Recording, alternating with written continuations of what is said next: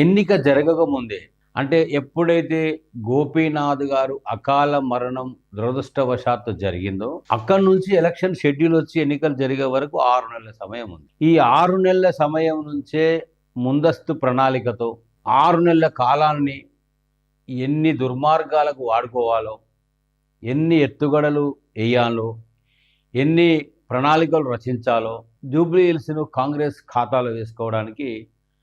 ఒక వెన్నతో పెట్టిన విద్య రేవంత్ రెడ్డి గారికి, రాష్ట్ర ముఖ్యమంత్రి గారికి ఉన్నమాట యథార్థం. ఈ 6 నెలల కాలంలో ఎన్నికల షెడ్యూలు ఎప్పుడైతే వచ్చిందో 23,000 బోగస్ ఓట్స్ నమోదైనవి